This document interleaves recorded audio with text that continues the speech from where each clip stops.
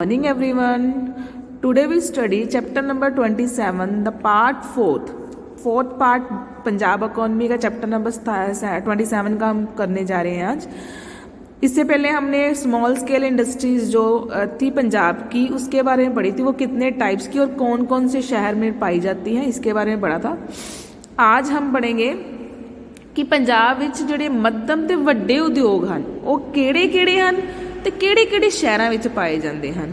ठीक है, अगर ये ज़्यादा नहीं हैं तो किस वजह करके ज़्यादा नहीं हैं, प्रोग्रेस क्यों नहीं कर रहे। ठीक है, इन्होंने चीज़ों बारे भी आप सारा ये पढ़ांगे। ठीक है, तो इहदे च अपनी ग्रोथ भी लिखी हुई है कि ग्रोथ किवें दी ग्रोथ हो रही है, ये भी पढ़ांगे। ठीक है, हुण देखो पंजाब विच कहता कच्चे माल जिवें कि लोहा स्टील ते कोला ते खनिज वजों काफ़ी दूर है, बहुत दूर है कि मतलब कि इनकी जिहड़ी प्रोडक्शन वो घट हो रही है। ठीक है, तो कहता उद्योगिक विकास विच वख-वख बिंदु के मध्यम ते वड्डे पैमाने के उद्योग के पिछे रह जाने बारे सानू दसदा है।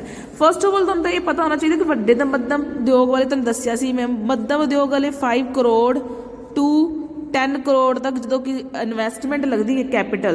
ठीक है, तो उन्होंने आपां कहंदे आ मीडियम। ठीक है, मीडियम स्केल्स उद्योग। ठीक है, पैमाने। लार्ज स्केल मोर देन कितना 10 करोड़, मोर देन 10 करोड़ अगर तुहाडी इन्वेस्टमेंट लग रही है then it is a large scale industries. ठीक है, प्लान मशीनरी की जो तुहाडी उद्योगां दे विच इंडस्ट्री च पेमेंट इन्नी लग रही है प्रोडक्शन करन दे तो उहनूं लार्ज स्केल इंडस्ट्रीज कहा जाता है। उस तो अपने कोल ट्रेंड है, ट्रेंड विच देखो अपने कोल 1980-81 तो लैके 2018-19 तक अपने को पंजाब के जोड़े वड्डे ते मध्यम उद्योग ने उन्हों की गिनती लिखी हुई है। और अगर गिनती लिखने के बाद उनकी इन्वेस्टमेंट लिखी हुई है, कितनी इन्वेस्ट लग रही है, उन्हें किन्ने लोगों को काम मिलया है। ठीक है, रोजगार मिलया है इन्होंने इंडस्ट्रीज के विच, उन्हों की गिनती लिखी हुई है लखां विच है। ठीक है, तो उस तरह की प्रोडक्शन जी हो रही है लास्ट इन्हों का खर्चा लग रहा फिक्सड लगना ही लगना, उस प्रोडक्शन करने जिन्ना खर्चा लग रहा वो ये वधिया। ठीक है, ये तुसीं की करोगे सिर्फ 2 या 3 की तुसीं याद कर लो, नियर अबाउट अप्रॉक्स होनी ही चाहिए है तुहाडी। ठीक है, तो उहदे अकॉर्डिंग तुसीं याद कर सकते हो। ठीक है, जिवें कि मैं हाईलाइटर किए 3 किए हैं 1980 ते 81। ठीक है, 1980 ते 81 विच कहंदा कि जिहड़े यूनिट सी किन्नियां लार्ज ते मध्यम जड़ियां ने उद्योग किन्ने ने 228। उन जी फिक्स कैपिटल टोटल लग रही सी 727.42 करोड़, मतलब कि 727 करोड़ 42 लाख। ठीक है, इन्ने फिक्सड कैपिटल लग रहे सी तो किन्ने लोगों को काम मिलिया 1,09,767 लोगों को काम मिलिया, रोजगार मिलिया। ठीक है, लाख लोगों को। उस तो बाद इत्थे अपने को आ जाती है किन्नी प्रोडक्शन हुई। ठीक है, 1141.07 करोड़ की प्रोडक्शन हुई है। ठीक है, ये पहला भी तो एक ट्रेंड के मैं करवा चुकी हूँ स्टार्टिंग के क्लासीफिकेशन के उस 14-15 की कर लो और 18-19 की गल करते हैं कि 228 तो बाद देखो 2018-19 तक आंदे आंदे जी अपनी नंबर ऑफ लार्ज और मीडियम जोड़े प्रोडक्शन से किन्ने 549 हो गए, मतलब कि 550 हो चुके हैं जिन्हें प्रोडक्शन जी फिक्स कैपिटल वो इन्नी लग रही है। ठीक है, मजदूरों की गिनती अपने को इन्नी है जी। ठीक है, 3,44,323 और प्रोडक्शन किन्नी है जी अपने को 17,99.15.60 करोड़। ठीक है, इन्नी प्रोडक्शन हो रही है।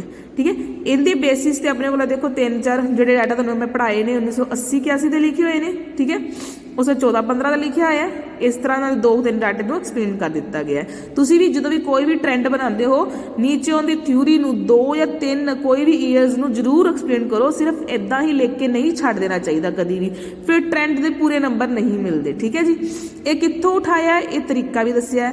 उद्योगां दे जिहड़े डायरैक्टर है पंजाब संख्याकी सार किहड़ा 2020 दे विच नैचुरली है जो 2019 तक का अपने को ट्रेंड बनया, मतलब कि अगले साल तक ही चक्या होगा। ठीक है, 2020 दे विच असीं उन्हें चक्या सी। ठीक है, उस तो साढ़े को किहड़े कुछ लिखे हुए हैं, सारे तो नहीं लिखे उन्होंने, कुछ सम इंपोर्टेंट मीडियम तो लार्ज स्केल इंडस्ट्री जो पंजाब विच पाए जाते हैं उन्होंने गल की गई। सब तो पहले लिखा कपड़ा उद्योग, टैक्सटाइल इंडस्ट्री भी कहते हैं उन्होंने, कपड़ा उद्योग ਭਾਰਤ ਵਿੱਚ ਕਹਿੰਦਾ ਕਿ ਰਾਜਾਂ ਦੁਆਰਾ ਲਗਭਗ 25% ਦੇ ਕਰੀਬ ਵਧੀਆ ਗੁਣਵੱਤਾ ਵਾਲਾ ਕਾਟਨ ਉਤਪਾਦਨ ਕੀਤਾ ਜਾਂਦਾ ਹੈ। 25% ਦੇ ਕਰੀਬ, ਠੀਕ ਹੈ। ਇਸ ਵਿੱਚ ਕਈ ਫਾਇਦੇ ਦੇ ਬਾਵਜੂਦ ਰਾਜ ਵਿੱਚ ਸਪਿਲਡਲਾ ਸਮਰਥਾ ਦੇਸ਼ ਦੇ ਸਮਰਥਾ ਦੀ 1.5% ਹੀ ਹੈ। ਹੁਣ ਕਪਾਹ ਦੀਆਂ ਮਿਲਾਂ, ਜਿਹੜਾ ਕੱਪੜਾ ਕਪਾਹ ਤੋਂ ਬਣਦਾ ਹੈ, ਠੀਕ ਹੈ, ਧਾਗਿਆਂ ਤੋਂ ਬਣਦਾ ਹੈ। ਕਪਾਹ ਦੀਆਂ ਜਿਹੜੀ ਮਿਲਾਂ ਨੇ ਅਬੋਹਰ, ਮਲੋਟ, ਫਗਵਾੜਾ, ਅੰਮ੍ਰਿਤਸਰ, ਮਲੇਰਕੋਟਲਾ, ਲੁਧਿਆਣੇ ਵਿੱਚ ਸਥਿਤ ਹਨ।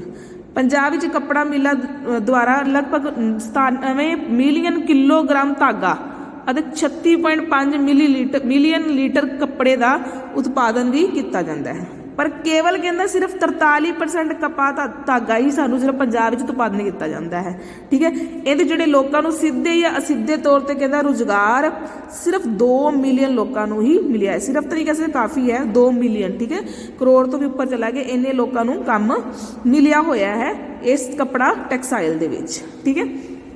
ਨੈਕਸਟ ਹੈ ਖੰਡ ਉਦਯੋਗ। ਜਿਹੜੇ ਆਪਾਂ ਛੋਟੇ ਸਮੋਲ ਸਕੇਲ ਇੰਡਸਟਰੀਜ਼ ਦੇ ਵਿੱਚ ਵੀ ਕੀਤਾ ਸੀ, ਉਹਨੂੰ ਲਾਰਜ ਸਕੇਲ ਇੰਡਸਟਰੀ ਦੇ ਵਿੱਚ ਵੀ ਕਾਊਂਟ ਕੀਤਾ ਜਾ ਰਿਹਾ ਹੈ। ਤੁਹਾਨੂੰ ਮੈਂ ਉਦੋਂ ਵੀ ਦੱਸਿਆ ਸੀ ਕਿ ਜਿਹੜੇ ਪੰਜਾਬ ਵਿੱਚ ਟੋਟਲ 22 ਖੰਡ ਮਿਲਾਂ ਨੇ, ਸ਼ੂਗਰ ਮਿਲਸ ਨੇ, ਜਿਹਦੇ 15 ਕਿਹੜੀਆਂ ਨੇ ਸਹਿਕਾਰੀ ਨੇ, ਤੇ ਜਿਹੜੀਆਂ ਬਾਕੀ 7 ਰਹਿ ਗਈਆਂ ਉਹ ਕਿਹੜੀਆਂ ਨੇ ਨਿੱਜੀ ਮਲਕੀਅਤ ਦੀਆਂ ਨੇ, ਠੀਕ ਹੈ। 22 ਟੋਟਲ ਨੇ, ਇਹਨੂੰ ਯਾਦ ਰੱਖੋ, ਟੋਟਲ 22 ਨੇ, 15 ਸਰਕਾਰੀ ਸੈਕਟਰ ਦੀਆਂ ਤੇ 7 ਨਿੱਜੀ ਮਲਕੀਅਤ, ਜਿਹਦੇ ਵਿੱਚ ਗਵਰਨਮੈਂਟ ਦਾ ਕੋਈ ਰੋਲ ਨਹੀਂ ਹੈ। ਤੇ ਸਭ ਤੋਂ ਵੱਡੀ ਕਿਹੜੀ ਹੈ ਜੀ? ਮੋਰਿੰਡਾ ਵਿੱਚ ਪਾਈ ਜਾਂਦੀ ਹੈ, ਜਿੰਦੀ ਦੇ ਉਤਪਾਦਨ ਦੀ ਜਿਹੜੀ ਸਮਰੱਥਾ ਹੈ ਉਹ ਕਿੰਨੀ ਹੈ ਜੀ? 4000 ਟਨ, ਠੀਕ ਹੈ। ਨੈਕਸਟ ਹੈ ਫੁਟਕਲ ਦੇ ਵਿੱਚ ਆਪਣੇ ਕੋਲ ਬਾਕੀ ਸਾਰੀਆਂ ਇੰਡਸਟਰੀਜ਼ ਦੇ ਨਾਮ ਲਿਖੇ ਨੇ, ਕਿਹੜੀਆਂ ਹੋਰ ਹੈਗੀਆਂ ਨੇ ਕੁਝ ਕੁ, ਜਿਵੇਂ ਮੋਹਾਲੀ ਵਿੱਚ ਇਲੈਕਟ੍ਰੋਨਿਕ ਜਿਹੜੇ ਉਦਯੋਗ ਪਾਏ ਜਾਂਦੇ ਨੇ, ਠੀਕ ਹੈ, ਕਾਗਜ਼ ਮਿੱਲ ਹੋ ਗਈ, ਨਾਗਪੁਰ ਵਿੱਚ ਖਾਦ ਉਦਯੋਗ, ਠੀਕ ਹੈ, ਵੱਡੇ ਪੱਧਰ ਤੇ ਸਾਈਕਲ ਉਤਪਾਦਕ ਯੂਨਿਟ, ਵੱਡੇ ਸਤਰ ਤੇ 19 ਤੇ ਹੌਜ਼ਰੀ ਮਿਲਾਂ, ਠੀਕ ਹੈ, ਵੱਡੇ ਪੱਧਰ ਤੇ ਜਿਹੜੀ ਚੀਜ਼ਾਂ ਖੋਲੀਆਂ ਗਈਆਂ ਨੇ, ਠੀਕ ਹੈ। Tractor unit, banking unit, Kapurthala ਵਿੱਚ ਰੇਲ ਕੋਚ ਫੈਕਟਰੀ, ਟਾਇਰ ਉਦਯੋਗ, ਦੁੱਧ ਪਲਾਂਟ, ਐਗਰੋ ਆਧਾਰਿਤ ਉਦਯੋਗ, ਚਮੜਾ ਉਦਯੋਗ, ਇਹ ਸਾਰੀਆਂ ਜਿਹੜੀਆਂ ਨੇ ਹਾਈ ਲੈਵਲ ਤੇ ਜਿਹੜੀਆਂ ਵੱਡੀਆਂ ਖੁੱਲੀਆਂ ਹੁੰਦੀਆਂ ਨੇ ਇੰਡਸਟਰੀਜ਼, ਜਿਨ੍ਹਾਂ 'ਚ ਜਿਹੜੀ ਇਨਵੈਸਟਮੈਂਟ ਹੈ 5 ਕਰੋੜ ਤੋਂ ਉੱਪਰ ਰੱਖੀ ਗਈ ਹੈ। 5 ਕਰੋੜ ਤੋਂ ਉੱਪਰ ਜਿਨ੍ਹਾਂ ਦੇ ਮਤਲਬ ਕਿ ਪਲਾਂਟ ਤੇ ਮਸ਼ੀਨਰੀ ਦਾ ਖਰਚਾ ਆਇਆ ਗਿਆ ਹੈ, ਔਰ ਉੱਥੇ ਪ੍ਰੋਡਕਸ਼ਨ ਕਾਫੀ ਹੋ ਰਹੀ ਹੈ, ਠੀਕ ਹੈ। ਤਾਂ ਉਹ ਸਾਰੀਆਂ ਚੀਜ਼ਾਂ, ਉਹਨਾਂ ਸਾਰੀਆਂ ਇੰਡਸਟਰੀਜ਼ ਨੂੰ ਉਹਨਾਂ ਨੇ ਲਾਰਜ ਸਕੇਲ ਇੰਡਸਟਰੀ ਦੇ ਵਿੱਚ ਇਨਕਲੂਡ ਕਰ ਦਿੱਤਾ ਗਿਆ ਹੈ।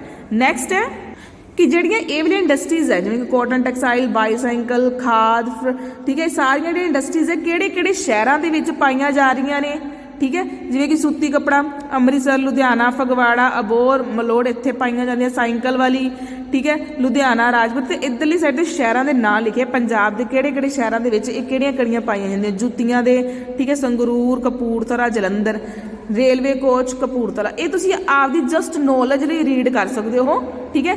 ਵੈਸੇ ਇਹਦੀ ਕੋਈ ਮੈਂ ਇੰਪੋਰਟੈਂਸ ਨਹੀਂ ਦੇ ਰਹੀ, ਰੀਜ਼ਨ ਇਜ਼ ਮੈਂ ਇਨਕਲੂਡ ਨਹੀਂ ਕਰ ਰਹੀ ਇਹਨੂੰ ਸਿਲੇਬਸ ਦੇ ਵਿੱਚ। ਤੁਸੀਂ ਇਹਨਾਂ ਦੀ ਨੌਲੇਜ ਲਈ ਜ਼ਰੂਰ ਰੀਡ ਕਰ ਸਕਦੇ ਹੋ, ਤੇ ਤਾਂ ਕਿ ਤੁਹਾਨੂੰ ਪਤਾ ਹੋਣਾ ਚਾਹੀਦਾ ਕਿ ਕਿਹੜੀ ਇੰਡਸਟਰੀ ਕਿਹੜੇ ਸ਼ਹਿਰ ਦੇ ਵਿੱਚ ਪਾਈ ਜਾਂਦੀ ਹੈ। ਰੇਲਵੇ ਕੋਚ ਕਪੂਰਥਲਾ, ਖੰਡ ਮੋਰਿੰਡਾ ਮੇਨ ਲਿਖ ਲਓ, ਠੀਕ ਹੈ, ਹਾਈਐਸਟ ਵੱਡੀ ਉਹਦੇ ਵਿੱਚ ਪਾਈ ਜਾਂਦੀ ਹੈ, ਠੀਕ ਹੈ, ਸਭ ਤੋਂ।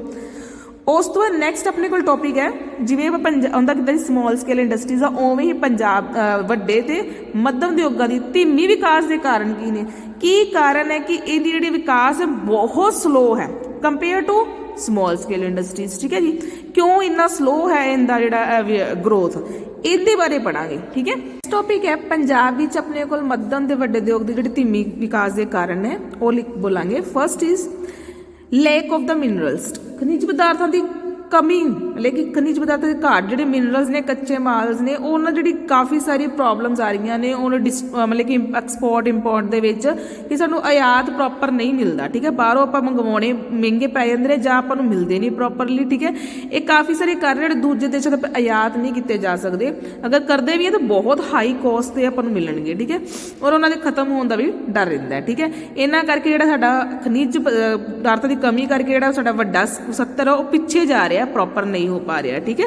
ਨੈਕਸਟ ਇਜ਼ ਸਰਹੱਦੀ ਰਾਜ, ਬਾਰਡਰ ਸਟੇਟ। ਇਹ ਤਾਂ ਉਹੀ ਸੇਮ ਆਪਣੇ ਕੋਲ ਪ੍ਰੋਬਲਮ ਆ ਰਹੀ ਹੈ, ਜਿਹੜੀ ਸਮੋਲ ਸਕੇਲ ਦੇ ਵਿੱਚ ਵੀ ਆ ਰਹੀਆਂ ਨੇ ਤੇ ਉਹ ਲਾਰਜ ਸਕੇਲ ਦੇ ਵਿੱਚ ਵੀ ਆ ਰਹੀਆਂ, ਠੀਕ ਹੈ। ਪੰਜਾਬ ਵਿੱਚ ਇੱਕ ਕੀ ਇਹ ਸਰਹੱਦੀ ਰਾਜ ਹੈ ਜੋ ਕਿ ਕਿਸੇ ਦੀ ਸਰਹੱਦ ਦੇ ਨਾਲ ਲੱਗੇ ਹੋਏ ਨੇ, ਭਾਰਤ ਦਾ ਗੁਆਂਢੀ ਦੇਸ਼ ਕੌਣ ਹੈ? ਪਾਕਿਸਤਾਨ ਨਾਲ ਦਿਲੋਂ ਸੰਬੰਧ ਬਿਲਕੁਲ ਨਹੀਂ ਹੈ। ਇਹ ਤਾਂ ਹਮੇਸ਼ਾ ਕੀ ਰਹਿੰਦਾ ਹੈ? ਯੁੱਧ ਦਾ ਡਰ ਰਹਿੰਦਾ ਹੈ। ਨਿਵੇਸ਼ਕ ਵੱਡੇ ਪੱਧਰ ਤੇ ਉਦਯੋਗ ਉੱਤੇ ਨਿਵੇਸ਼ ਕਰਨ ਲਈ ਹਿੰਮਤ ਬਿਲਕੁਲ ਨਹੀਂ ਕਰਦੇ। ਉਹਨਾਂ ਨੂੰ ਡਰ ਰਹਿੰਦਾ ਕਿ ਹਾਂ ਕੱਲ ਵੀ ਕੁਛ ਨਾ ਹੋ ਜਾਏ, ਜੰਗ ਨਾ ਲੱਗ ਜਾਏ ਜਾਂ ਕੋਈ ਵੀ ਕਾਫੀ ਰੀਜ਼ਨ ਨਾ ਕਰਕੇ ਉਹ ਵੱਡੇ ਲਾਰਜ ਸਕੇਲ ਮਤਲਬ ਕਿ ਲਗਾਉਣ ਲੱਗਿਆ ਡਰਦੇ ਰਹਿੰਦੇ ਨੇ। ਠੀਕ ਹੈ ਕਿ ਕੱਲ ਨੂੰ ਕੋਈ ਪ੍ਰੋਬਲਮ ਨਾ ਕ੍ਰੀਏਟ ਹੋ ਜਾਏ। ਨੈਕਸਟ ਹੈ ਖੇਤੀਬਾੜੀ ਦਾ ਦਬਦਬਾ। ਹੁਣ ਆਪਣੇ ਪੰਜਾਬ ਦੇ ਲੋਕ ਜ਼ਿਆਦਾਤਰ ਖੇਤੀਬਾੜੀ 'ਚ ਇੰਟਰਸਟ ਦਿੰਦੇ ਨੇ। ਠੀਕ ਹੈ ਉਹ ਜ਼ਮੀਨ ਦੇ ਮਾਲਕ ਬਣਨ ਵਿੱਚ ਜਾਂ ਫਿਰ ਉਹਨਾਂ ਨੂੰ ਵਿਕਸਿਤ ਕਰਨ ਦੇ ਵਿੱਚ, ਉਹਨਾਂ ਵਾਸਤੇ ਨਵੀਆਂ ਨਵੀਆਂ ਚੀਜ਼ਾਂ ਲਗਾਉਣ ਦੇ ਵਿੱਚ ਹੀ ਇੰਟਰਸਟਡ ਹੁੰਦੇ ਜਾ ਰਹੇ ਹੈ। ਉਹ ਆਪਣੀ ਜਿਹੜੀ ਇਨਵੈਸਟਮੈਂਟ ਹੈ ਬਿਲਕੁਲ ਵੀ ਉਦਯੋਗਾਂ ਦੇ ਵਿੱਚ ਲਗਾਉਣ ਦੇ ਵਿੱਚ ਇੰਟਰਸਟਡ ਨਹੀਂ ਹੁੰਦੇ। ਠੀਕ ਹੈ ਤੇ ਇਹ ਕਾਰਨ ਹੈ ਕਿ ਖੇਤੀਬਾੜੀ ਦਾ ਵੀ ਡੋਮੀਨੇਸ਼ਨ ਹੈ ਔਰ ਲਾਰਜ ਸਕੇਲ ਪਿੱਛੇ ਜਾ ਰਿਹਾ। ਸਰਕਾਰ ਦੀਆਂ ਨੀਤੀਆਂ, ਹਾਂਜੀ ਸਰਕਾਰ ਨੇ ਪ੍ਰੋਪਰਲੀ ਕਹਿੰਦਾ ਵੱਡੇ ਸਕੇਲ ਵਾਸਤੇ ਕਾਫੀ ਧਿਆਨ ਨਹੀਂ ਦਿੱਤਾ। ਠੀਕ ਹੈ ਰੀਜ਼ਨ ਇਹ ਹੈ ਕਿ ਉਹ ਛੋਟੇ ਪੱਧਰਾਂ ਦੇ ਵਿੱਚ ਜ਼ਿਆਦਾ ਧਿਆਨ ਦੇ ਰਿਹਾ ਕਿਉਂਕਿ ਉਹਦੀ ਇਨਵੈਸਟਮੈਂਟ ਵੀ ਘੱਟ ਲੱਗਦੀ ਹੈ ਔਰ ਉਹਦੇ 'ਚ ਪ੍ਰੋਡਕਸ਼ਨ ਦੇ ਜਿਹੜੇ ਖਰਚਾ ਘੱਟ ਲੱਗਦਾ ਔਰ ਲੋਕ ਉਹਦੇ 'ਚ ਇੰਟਰਸਟਡ ਰਹਿੰਦੇ ਨੇ। ਉਹਦੀ ਕਲਾ ਨੂੰ ਬਾਹਰ ਲੈ ਕੇ ਆਉਂਦੇ ਔਰ ਦੂਰ ਜਾਣ ਦੀ ਲੋੜ ਨਹੀਂ ਪੈਂਦੀ, ਉਹ ਆਪਣੇ ਪਿੰਡਾਂ ਵਿੱਚ ਵੀ ਸਟਾਰਟ ਕਰ ਲੈਂਦੇ ਨੇ। ਠੀਕ ਹੈ ਤੇ ਸਰਕਾਰ ਜਿਹੜੀ ਹੈ ਜ਼ਿਆਦਾ ਧਿਆਨ ਸਿਰਫ ਔਰ ਸਿਰਫ ਛੋਟੇ ਉਦਯੋਗਾਂ ਵੱਲ ਹੀ ਦਿੰਦੀ ਜਾ ਰਹੀ ਹੈ, ਜਦੋਂ ਕਿ ਜਿਹੜੀ ਉਹਦੀ ਪਾਲਿਸੀ ਵੱਡੇ ਉਦਯੋਗਾਂ ਨੂੰ ਲੈ ਕੇ ਇੰਨੀਆਂ ਖਾਸ ਨਹੀਂ ਬਣੀਆਂ। ਠੀਕ ਹੈ ਔਰ ਸ਼ਕਤੀ ਦੀ ਘਾਟ, ਬਿਜਲੀ ਸਪਲਾਈ ਪੰਜਾਬ 'ਚ ਵੈਸੇ ਹੀ ਪਾਵਰ ਸਪਲਾਈ ਕੱਟ ਬਹੁਤ ਜ਼ਿਆਦਾ ਰਹਿੰਦੇ ਨੇ। ਠੀਕ ਹੈ ਜੋ ਕਿ ਵੱਡੇ ਪੱਧਰ 'ਤੇ ਉਹ ਅਗਰ ਕੱਟ ਲੱਗ ਜਾਣ ਤਾਂ ਉਹਦਾ ਇੱਕ ਦਿਨ ਦਾ ਲੋਸ ਹੀ ਬਹੁਤ ਜ਼ਿਆਦਾ ਹੋ ਜਾਂਦਾ ਹੈ। ਠੀਕ ਹੈ ਅਗਰ ਇੱਕ ਦਿਨ ਵੀ ਉਹਦੀ ਪ੍ਰੋਡਕਸ਼ਨ ਨਾ ਹੋਵੇ ਤਾਂ ਉਹਨੂੰ ਬਹੁਤ ਸਾਰੇ ਲੋਸਿਸ ਦਾ ਸਾਹਮਣਾ ਕਰਨਾ ਪੈਂਦਾ ਹੈ। ਠੀਕ ਹੈ ਜਿੰਦੇ ਕਰਕੇ ਇਹ ਲਾਰਜ ਸਕੇਲ ਪਿੱਛੇ ਚਲੇ ਜਾਂਦੇ, ਉਹ ਆਪਣੇ ਪ੍ਰੋਗਰਾਮ ਨੂੰ ਜਾਂ ਟਾਰਗੇਟਸ ਨੂੰ ਪੂਰਾ ਨਹੀਂ ਕਰ ਪਾਉਂਦੇ। ਠੀਕ ਹੈ ਔਰ ਉਹਨਾਂ ਨੂੰ ਕਾਫੀ ਸਾਰਾ ਘਾਟੇ ਦਾ ਸਾਹਮਣਾ ਕਰਨਾ ਪੈਂਦਾ ਹੈ। ਨੈਕਸਟ ਇਜ਼ ਵਿੱਤ ਅਤੇ ਸੰਸਥਾਤਕ ਸੰਸਥਾਵਾਂ ਦੇ ਨਾ ਸਰਗਰਮ ਭੂਮਿਕਾ।